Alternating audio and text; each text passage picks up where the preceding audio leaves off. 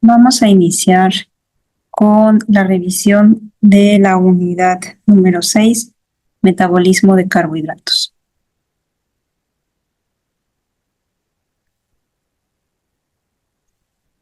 Para poder entender cómo se realiza el metabolismo de los carbohidratos, necesitamos iniciar con la digestión de los mismos.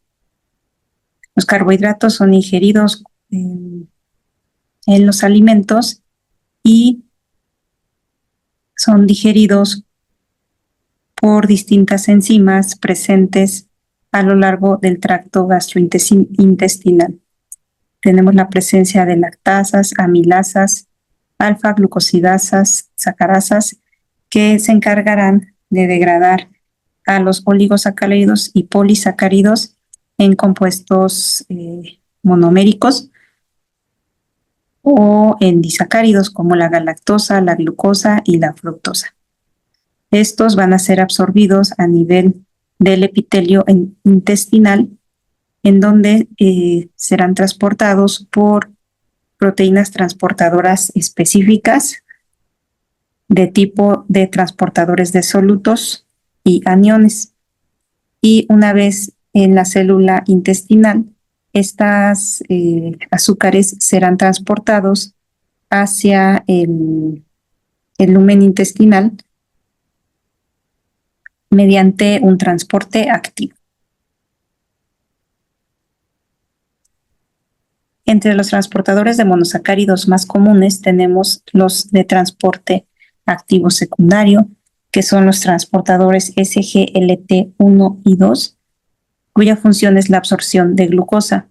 Se expresan en intestino delgado, así como en riñón y túbulos renales. Y existen otros transportadores que pueden transportar a los monosacáridos por difusión facilitada, es decir, no requieren de un gasto energético.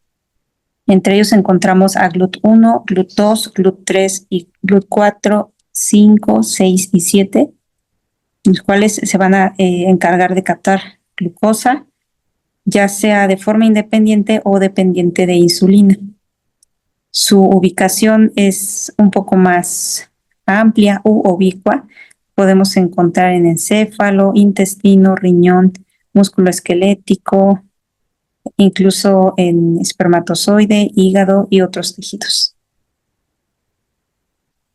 Ahora, los transportadores de glucosa son denominados como transportadores tipo GLUT 1, 2, 3 y 4. Estos tienen una expresión tejido dependiente, siendo el GLUT2 el de mayor interés para el transporte o internalización de la glucosa hacia el organismo. Entre las características que poseen estos transportadores son su regulación por los niveles de glucosa, siendo propiedad de GLUT1 y de GLUT4, que es regulado por insulina, mientras que el GLUT2 tiene la capacidad de transportar de forma bidireccional a la glucosa, así como a la lactosa y la fructosa.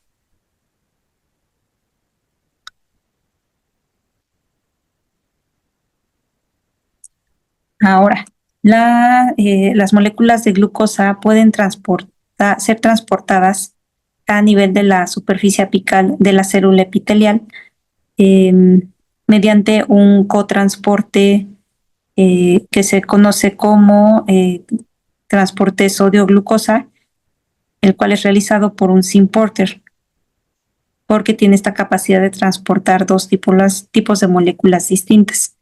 Estas, al ingresar a la célula epitelial, pueden ser transportadas hacia el torrente sanguíneo por un transportador de glucosa, GLUT2, que es el que mencionábamos, y la bomba de sodio-potasio ATPasa se encargará de mantener niveles óptimos de los iones de sodio y de potasio. Por cada 3 iones de sodio ingresa hacia la célula epitelial 2 iones de potasio.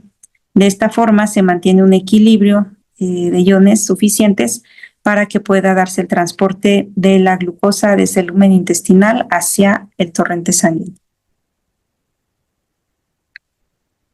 Ahora, de forma un poco más específica, tenemos que el gradiente electroquímico de sodio va en un gradiente de mayor a menor concentración, en donde tenemos que el sodio es más abundante en el espacio extracelular y esto favorece su unión con la proteína transportadora o el zinc porter, que a su vez va a poder transportar las moléculas de glucosa.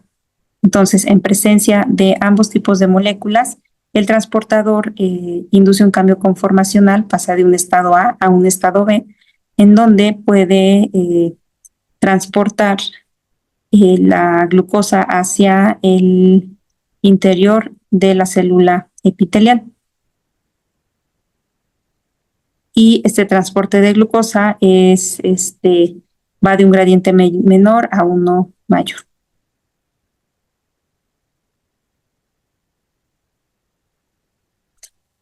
Y esto sucede dentro de la célula epitelial. Ahora, para que sea transportada hacia el torrente sanguíneo, pues las concentraciones de glucosa pasan de ser mayores a menores. Y la concentración de sodio también se modifica, pero está en constante cambio por la bomba de sodio-potasio ATPase. Cabe señalar que el transporte de glucosa por GLUT2 es un transporte pasivo. Ahora, una vez que la glucosa fue internalizada por los distintos tipos de células desde el torrente sanguíneo, la glucosa es metabolizada principalmente por un proceso o ruta metabólica que se conoce como glucólisis. La palabra glucólisis proviene del griego, que significa dulce y romper, y también es conocida como la ruta de Embden-Meyerhof, debido a los científicos que la caracterizaron.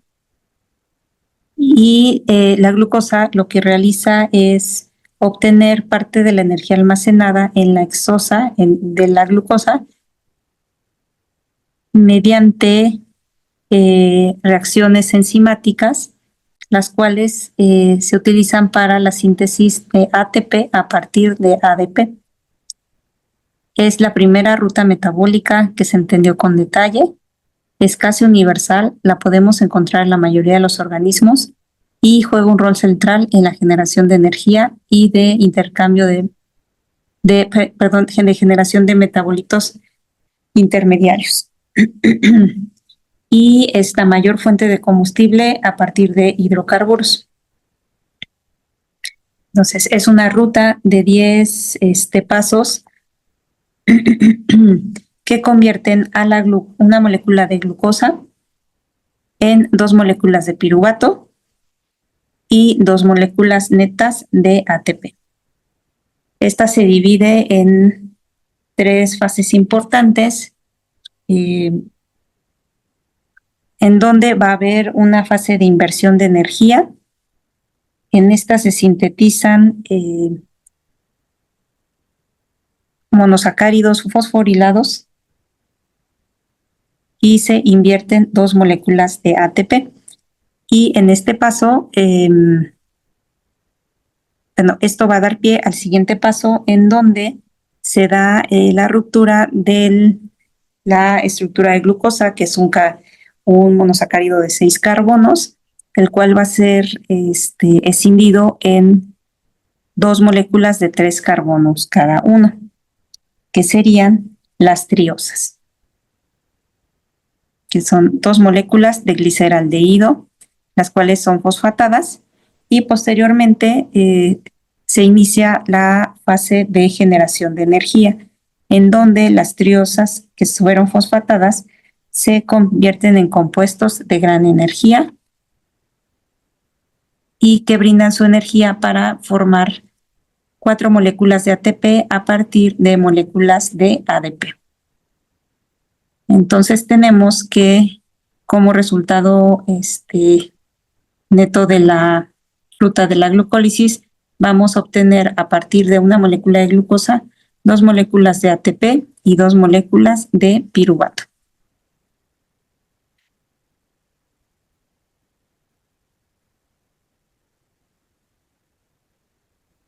En esta primera etapa, que es la de fase preparatoria, vamos a tener que la glucosa es fosfatada a glucosa 6-fosfato. Y posteriormente, y aquí se requiere la inversión de una molécula de ATP. Este proceso es un proceso que depende de la molécula de ATP y es llevado a cabo por la hexoquinasa. Posteriormente, esta glucosa 6-fosfato sufre una isomerización por la enzima fosfoglucoisomerasa. Y en este punto es donde se da una segunda inversión de una molécula de ATP para formar la molécula de fructosa 1,6-bifosfato. Y es esta molécula bifosfatada la cual va a ser escindida por una enzima denominada aldolasa para generar dos moléculas, de una de gliceraldehído 3-fosfato y una dihidroxiacetona fosfato.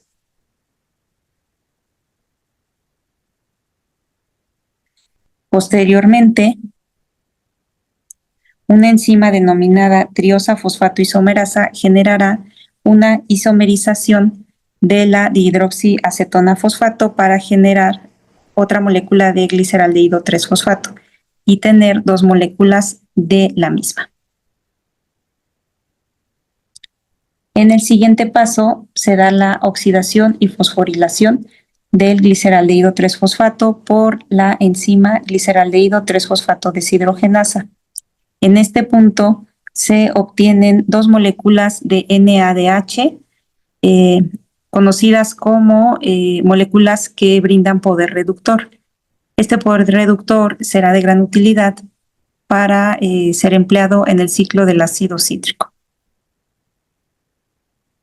Ahora, producto de esta oxidación y fosforilación es el 1,3-bifosfoglicerato. Aquí se generan dos moléculas, las cuales son fosforiladas a nivel de sustrato para generar el para generar el 3-fosfoglicerato a partir de la enzima fosfogliceratoquinasa. Y es en este punto donde vamos a obtener dos moléculas de ATP.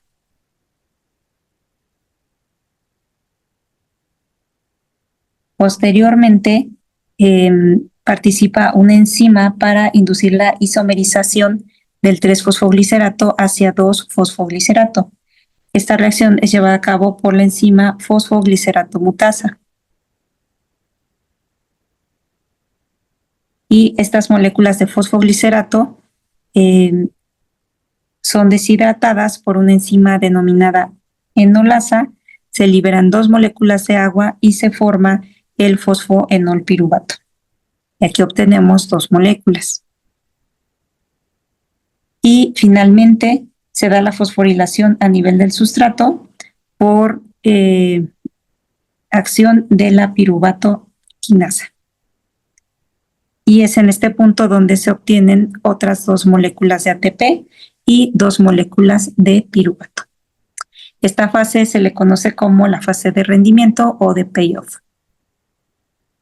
Entonces, aquí vamos a obtener ATP y poder reductor.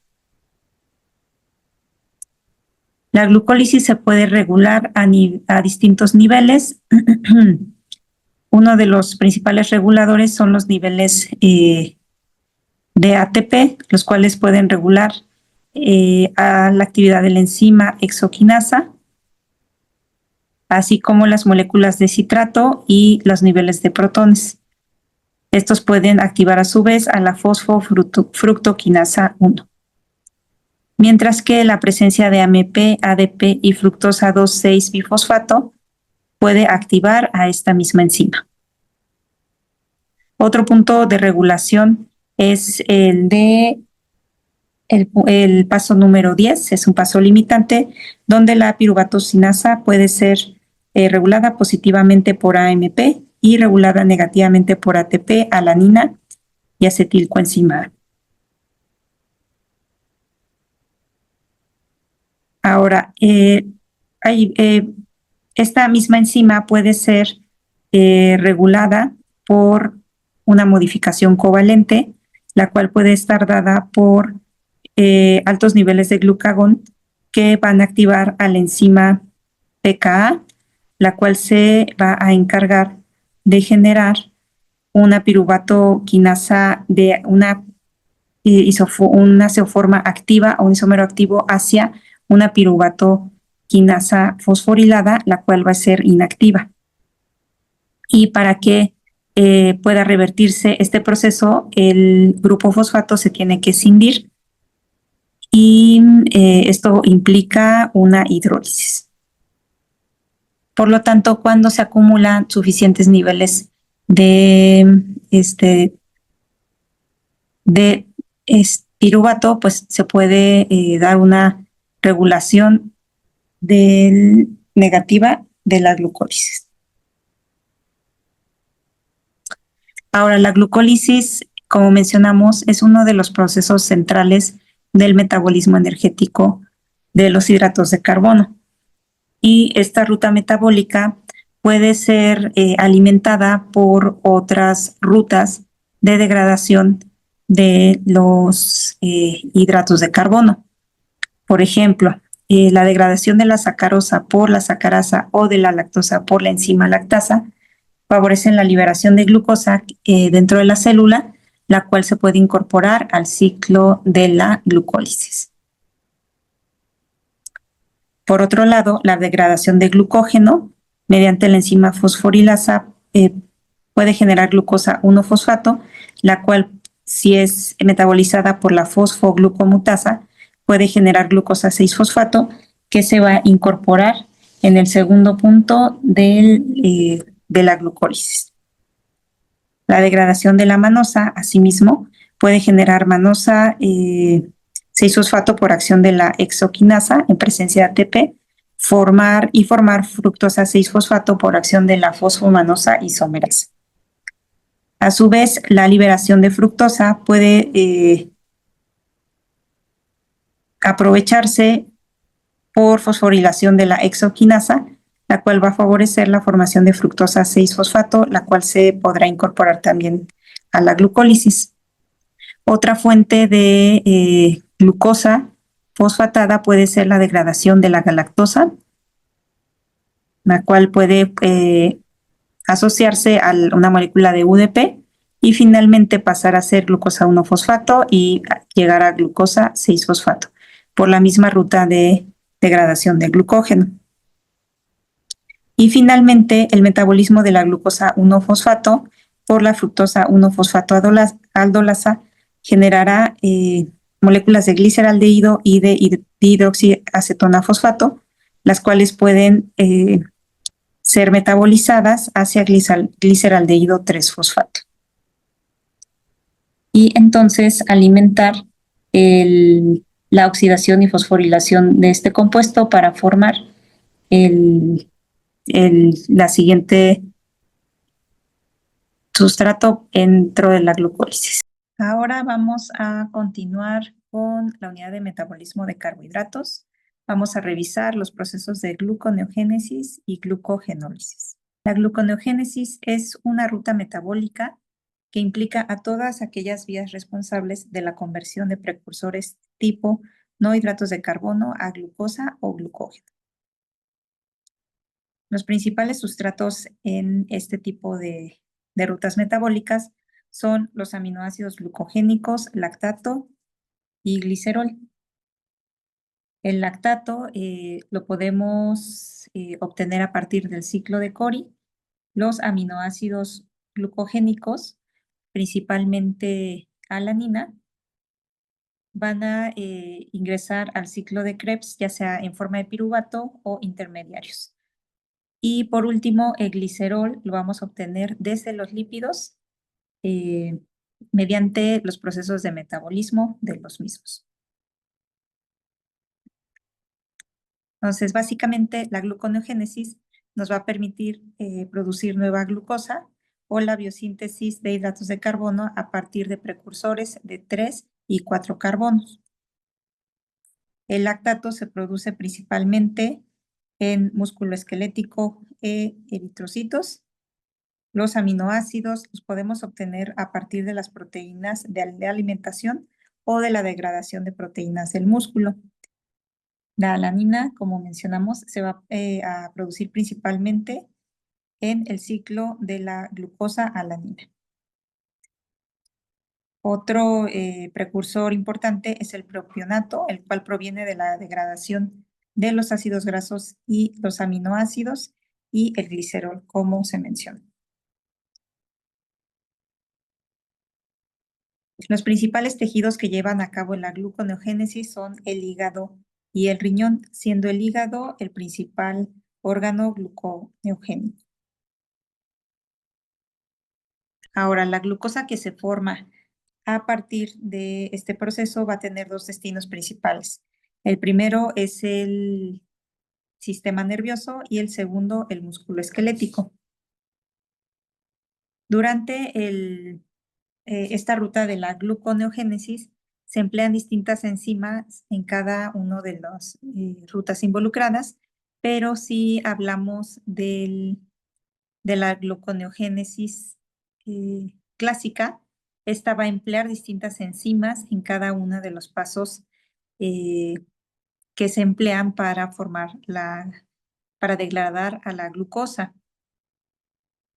Entonces vamos a tener que la gluconeogénesis va a representar la ruta inversa a la glucólisis para poder llegar a esta monosacárido.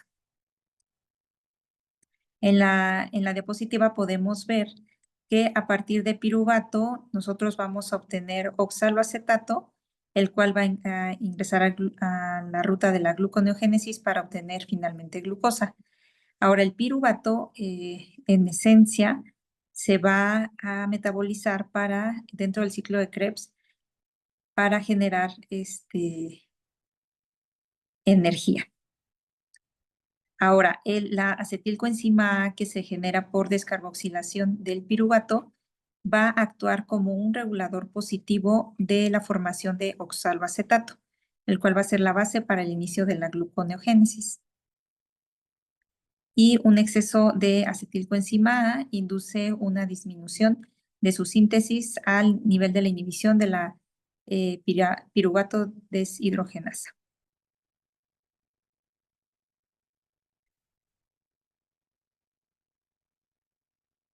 Ahora, dentro del ciclo del ácido cítrico o del ciclo de Krebs, como mencionábamos, vamos a generar distintos intermediarios metabólicos, entre ellos el oxalacetato, el cual va a favorecer la síntesis de glucosa. ¿Y qué es lo que sucede en esta ruta metabólica? Nosotros lo que estamos observando es la ruta de la glucólisis, la cual nos va a permitir la formación de piruvato. No obstante, en la gluconeogénesis se evitan tres reacciones bioquímicas que son de carácter irreversible. La de la hexocinasa o glucosinasa, la fosfofructosinasa y la piruvatosinasa. Estas reacciones se llevan a cabo a la inversa por otras enzimas específicas de la gluconeogénesis que van a catalizar la reacción en dirección opuesta, es decir, hacia la síntesis de la glucosa. Al ser reacciones que no son favorables energéticamente, la ruta de la gluconeogénesis implica un gasto de energía, el cual revisaremos con detalle a la brevedad.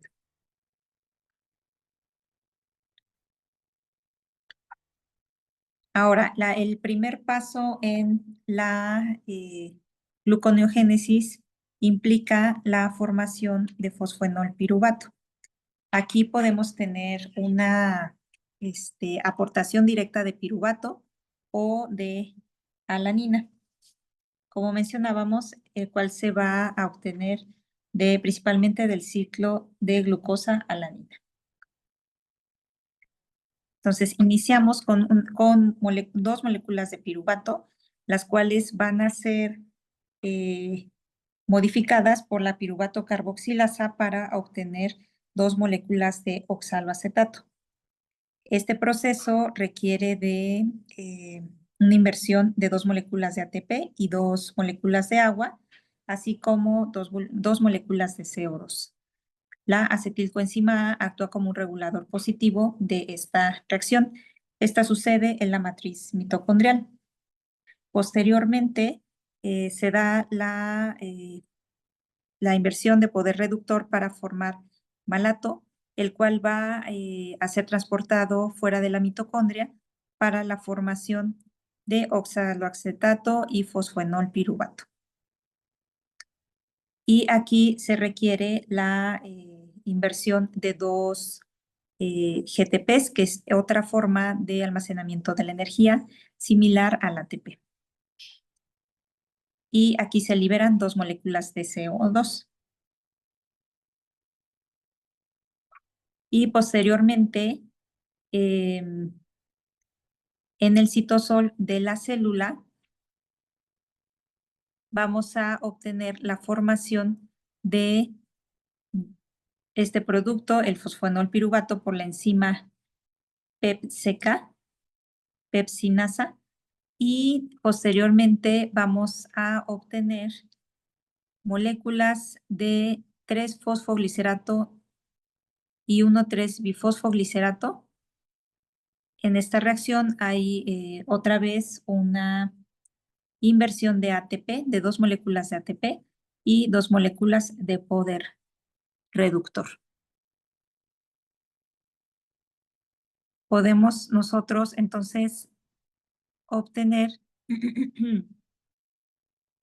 una molécula de fructosa 1,6-bifosfato, la cual va a ser escindida en un grupo fosfato para llegar a formar la fructosa 6-fosfato. Esta reacción química es llevada a cabo por la fructosa 1,6-bifosfatasa y sucede en el citosol de la célula.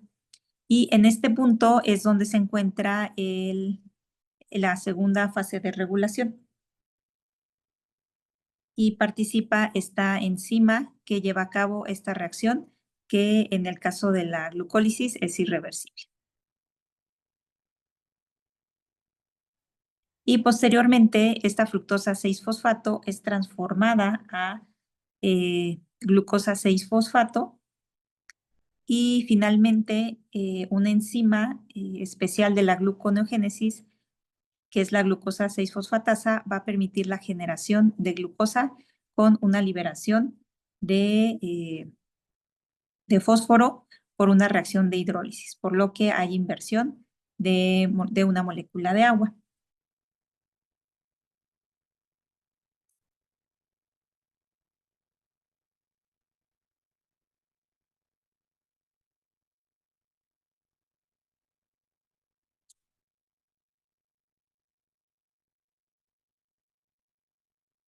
Ahora, revisaremos el rol que tienen las enzimas en este proceso.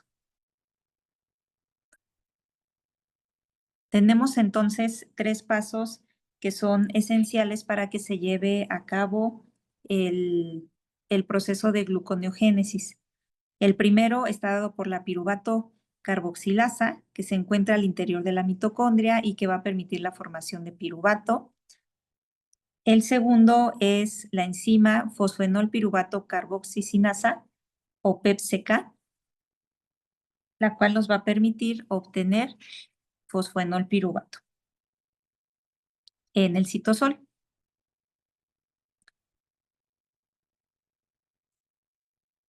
La siguiente enzima es la enzima fructosa 1,6-bifosfatasa, como la mencionamos, la cual va a permitir la escisión de un grupo fosfato, otra vez mediante una reacción de hidrólisis, para obtener la fructosa 6-fosfato. Y finalmente, la enzima glucosa 6-fosfatasa, que también va a ser una reacción de hidrólisis para obtener las moléculas de glucosa. Como podemos ver, hay muchos reguladores positivos y negativos que revisaremos más adelante. Ahora, haciendo un análisis de las reacciones secuenciales y haciendo un balance del gasto energético, nosotros vamos a obtener que se invierten 2 moléculas de piruvato, 4 moléculas de ATP, 2 de GTP, 2 de poder reductor en forma de NADH y 4 moléculas de agua. El resultado es una molécula de glucosa, 4 de ADP, 2 de GDP, 6 fosfatos libres, 2 NAD protonados y 2 iones hidrógeno. Entonces, tenemos como resultado neto una pérdida o una inversión, más bien dicho, de 4 moléculas de ATP, 2 de GTP y de 2 NADH, por lo que es una reacción que requiere la inversión de energía, pero es necesaria para poder obtener glucosa a partir de las reservas energéticas. Como mencionamos, hay otras rutas metabólicas que están implicadas en en el aporte de glucosa a partir de precursores no glucídicos o glucosídicos. Entonces, en ellos tenemos el ciclo de Cori, el cual nos va a brindar lactato, el cual va a ser metabolizado hacia piruvato. El ciclo de la glucosa alanina, el cual va a generar alanina para la síntesis de piruvato. La lipólisis o el metabolismo del glicerol, el cual va a poder aportar eh, esqueletos de carbono que se van a insertar en el proceso de la gluconeogénesis un poco río arriba del ciclo del ácido cítrico. Y en el caso de las plantas, pues tenemos otros procesos propios que van a favorecer la fijación de CO2 y formación también de metabolitos intermediarios, que es mediante el famoso ciclo del glioxilato. Ahora, el ciclo de Cori se presenta en el hígado y permite la formación de piruvato a partir del lactato y genera poder reductor. Ahora, la transformación de piruvato hacia glucosa implica la inversión de 4 moléculas de ATP y 2 moléculas de GTP. Ahora, el hígado tiene esta capacidad de sintetizar la glucosa a partir del lactato y esta glucosa se envía al resto de los órganos y puede ser utilizada, por ejemplo, en el músculo para que tenga su actividad. Una vez que el músculo lo metaboliza, genera piruvato y a través del ciclo de Krebs genera lactato, el cual alimenta al ciclo de Cori a nivel del hígado. Por lo que es un sistema de reciclamiento de la energía. Por otro lado, el ciclo de la glucosa alanina también permite la comunicación entre el hígado y el músculo. En este sentido, la alanina que se encuentra o que es almacenada en el hígado puede ser metabolizada hacia piruvato y finalmente a glucosa con una inversión de 6 ATPs y con una transformación o participación del glutamato.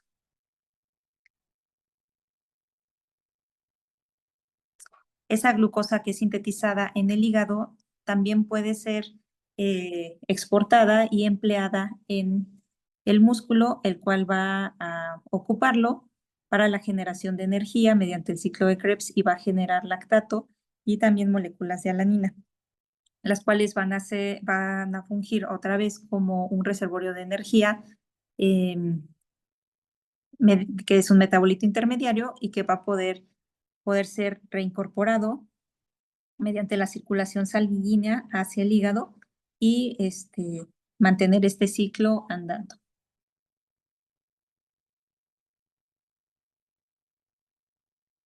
Y por último tenemos el ciclo del metabolismo de los lípidos. En este ciclo, nosotros vamos a obtener que los ácidos grasos y los triacilgliceroles van a funcionar como una fuente este, de energía.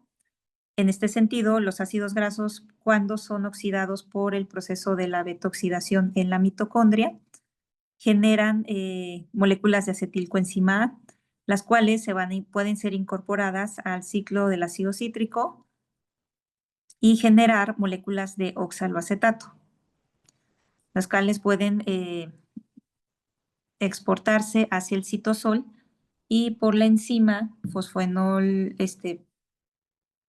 perdón, van a poder formar fosfoenol piruvato, el cual puede ser utilizado para poder sintetizar moléculas de glucosa por la ruta que ya hemos comentado. Por otro lado, los triacilgliceroles pueden fungir como fuente de glicerol para formar glicerol fosfato y favorecer mm, el aporte de moléculas de 3 carbonos que serán incorporadas a la gluconeogénesis.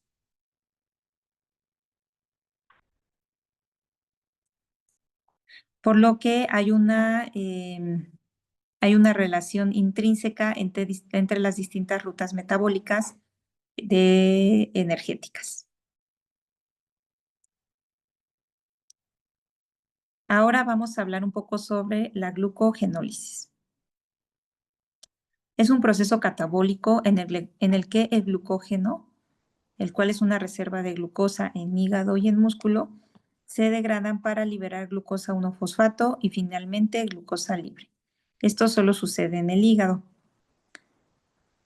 Es un ciclo que permite mantener la glicemia en ayuno y nos aporta energía rápida al músculo. Es principalmente regulada por glucagón en el hígado y por la adrenalina en el músculo.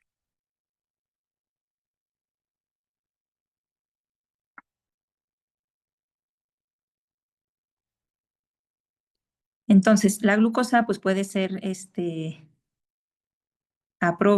puede ser aprovechada u obtenida a partir del glucógeno, que es la principal fuente de almacenamiento de la misma. Entonces, una vez que se ha hecho un análisis, ¿no? de la cantidad de carbohidratos que puede almacenar un humano de 70 kilogramos en el periodo de postabsorción, se tiene que un porcentaje del 4% de glucógeno se encuentra en el hígado, lo que equivale a 72 gramos de carbohidratos. En el músculo se almacenaría una menor proporción del 0.7%.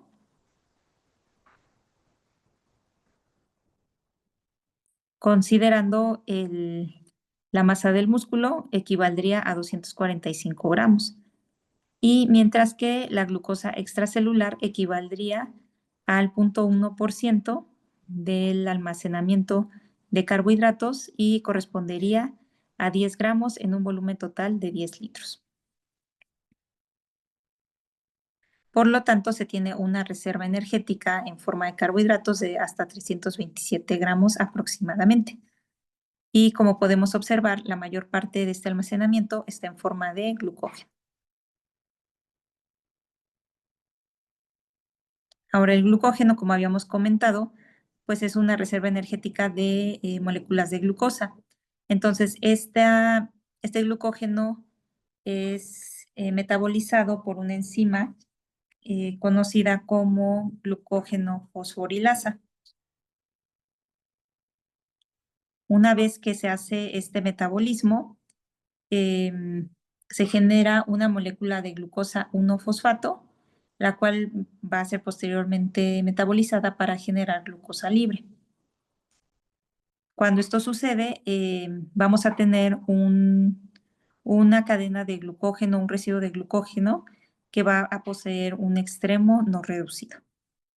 el cual va a ser susceptible para que sea metabolizado por la misma enzima. Entonces, el glucógeno, pues es, como dijimos, una estructura de glucosas que se encuentran asociadas por enlaces alfa 1,6. La glucógeno fosforilasa lo que hace es actuar sobre los extremos no reducidos, generando diversas moléculas de glucosa 1-fosfato. Posteriormente, eh, una enzima lo que va a hacer es modificar estas ramificaciones, que es una enzima transferasa, para poder generar una molécula de glucosa libre de fosfatos. Y finalmente vamos a quedarnos con un polímero de glucosas que están unidas por enlace alfa 1,4 como sustrato para que sean posteriormente degradadas por la glucógeno fosforilasa.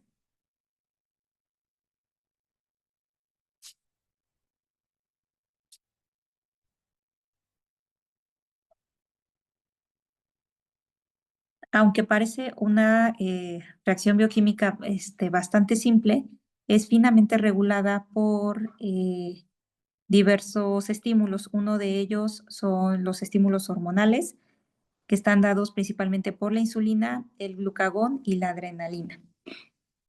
Entonces, nosotros podemos observar que estas regulaciones pueden ser positivas o negativas. En el caso de la insulina va a tener un efecto negativo sobre uno de los segundos mensajeros que son clave para la activación de la glucógeno fosforilasa.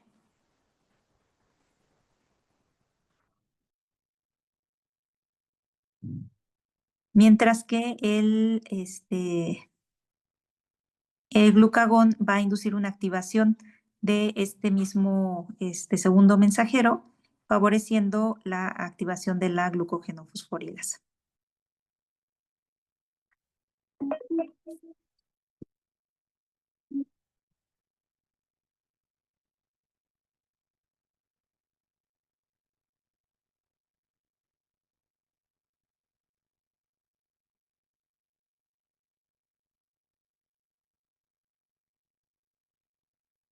Ahora, en una visión inversa, vamos a tener que este extremo no reducido de la cadena de glucógeno puede ser metabolizado en presencia de la glucógeno sintasa, la cual va a estar asociando moléculas de UDP glucosa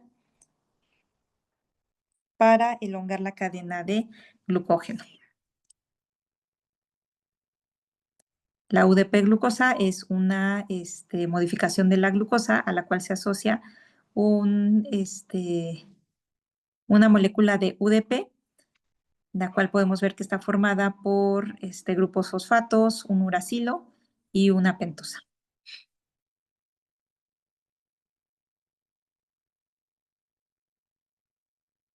Entonces, vamos a tener que estas cadenas de glucógeno están asociadas en este sentido o alfa 1,4 y esta enzima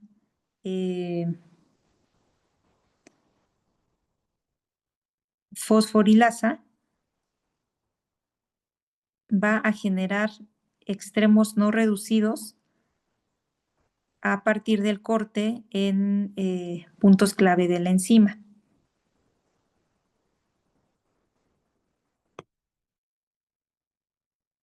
Generando ramificaciones que van a favorecer la liberación de las moléculas de glucosa que se encuentran de forma interna en la cadena de glucógeno.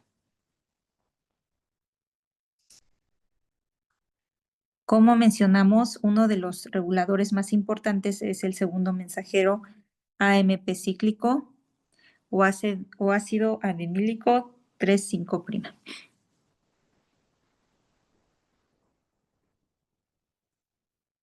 Entonces, tenemos que esta señalización inicia a nivel de la membrana celular, en donde vamos a tener proteínas receptoras de molécula señal, las cuales van a activar a receptores de 7 pasos transmembranales asociados a proteína G. Cuando se da la unión de las moléculas señal, el receptor se activa y activa a la proteína G, la cual está formada por 3 subunidades, alfa, beta, gamma. La unión de la proteína G con su receptor activo favorece la fosforilación de GDP, la cual va a servir como una enzima activadora de la subunidad alfa. Y esto favorece la disociación del complejo inactivo y generando un complejo activo beta-gamma de la proteína. Y esto va a favorecer la activación de este complejo, que es la adenilato ciclasa, la cual requiere de una molécula de ATP para la formación de la molécula de AMP cíclico. Y finalmente participa la enzima fosfodiesterasa de AMP cíclico para generar el AMP 5'. Ahora, el AMP cíclico va a tener la capacidad de unirse a un grupo de enzimas. Una de ellas es la enzima denominada pKa, que es una sinasa, que en presencia de AMP cíclico se disocia de su subunidad catalítica inactiva, que es la que la arresta para estar en un estado inactivo, y de esta forma la unión de AMP cíclico a la enzima favorece su activación. Y esta enzima activada pKa lo que va a hacer es fosforilar a proteínas, entre ellas factores de transcripción como CREB, el cual una vez fosforilado va a asociarse a un elemento de respuesta en el ADN, en las regiones promotoras, que activan genes involucrados en la formación y degradación del glucógeno.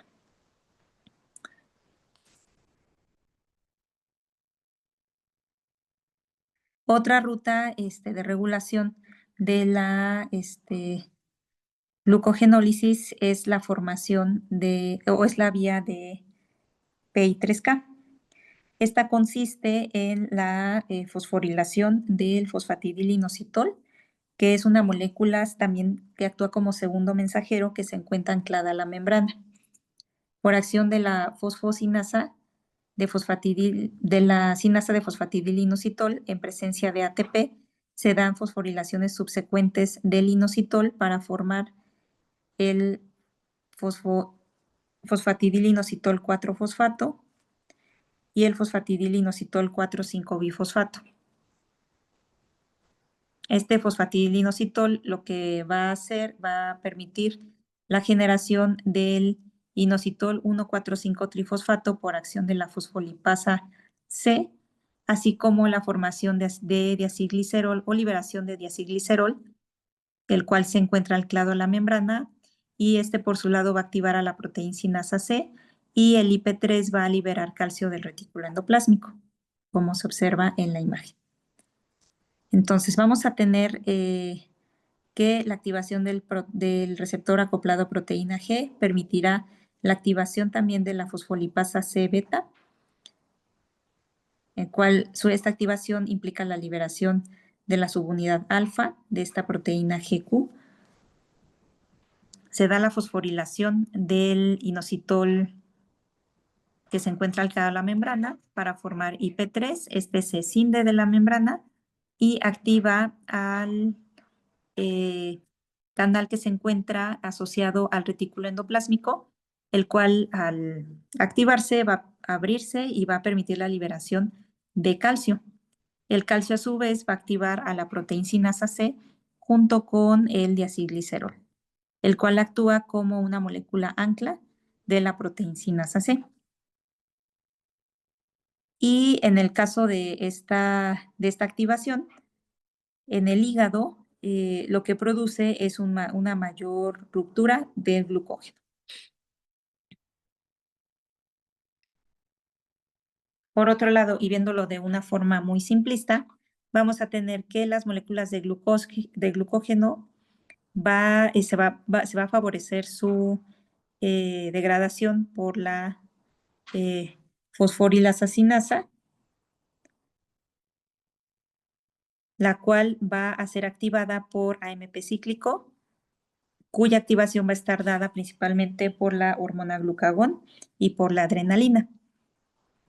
Por otro lado, un estímulo de la insulina lo que va a hacer va a activar a proteínfosfatasas, las cuales van a inhibir la activación de la glucógeno fosforilasa. Entonces, el metabolismo está regulado principalmente a nivel hormonal en este caso, para generar un balance entre la disponibilidad de glucosa a partir del glucógeno y el almacenamiento de la misma.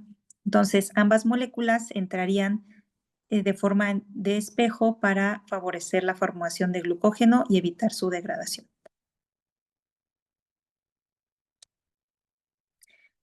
En el caso de la adrenalina, esta se uniría a su receptor para activar a la adenilatociclasa, la cual va a favorecer la síntesis de AMP cíclico. Este activará a las enzimas dependientes de AMP cíclico, a las proteinsinasas que mencionamos,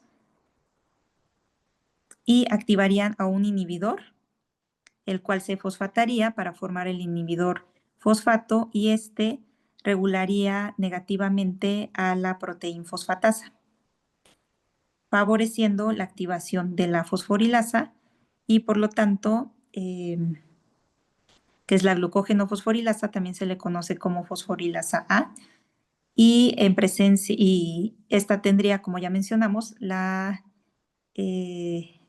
rol o la activación de la degradación de glucógeno a glucosa 1-fosfato.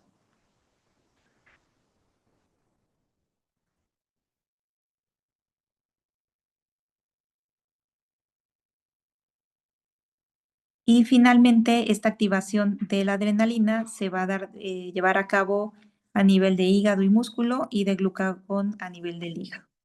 Entonces, en flechas oscuras se indica justamente aquellas rutas que son activadas por un incremento en AMP cíclico dentro de la célula.